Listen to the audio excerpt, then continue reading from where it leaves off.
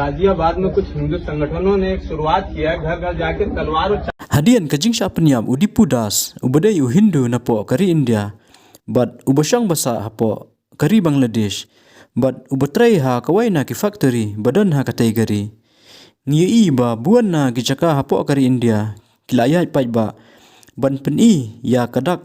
kajing ngau persya but kajing ngau lam ya kajing sya penyam uni Hindu da kabah sya thang ha ki pai ba ki badai ki muslim hapo kari Bangladesh. But hadian katok anis ngila ban yi ya ki Hindu hapo Ghazibad ki bajutep ya ki kum ki Hindu rakshadal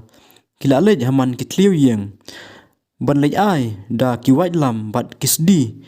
bakin bu haman ki yeng kum ki tiar yada Hendrai hadian katok anis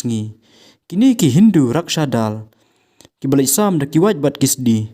kila sha file FIR no hakipulet but kila sya akem no baro kan riungot namar ba kalong persya Hendrai hadian kato kanis mi isa kisamla muslim napo Lucknow banlej sam da kisentiu kulap bat ki kulam haman kitliu yeng kabalong kum ka khubor ka bakrau ba ka India kadai bandan ya ka jingyo i jengai jong u Dr. APJ Abdul Kalam da ka jinglong bajai omban nyale da ka jingsniu ha ka kerteng jong ublay namar ba kalawai jong kari India kamsyong ha ka jing Yeshuan Hendrai ha ka jinglang tibrio ka jingnang jingstan bat ka jinglang kawai laong kini ki muslim ki banapo Lucknow की शुरुआत करती है गुलाब के फूल और कलम से, क्योंकि इसकी जरूरत है। तलवार चापट की इस देश में जरूरत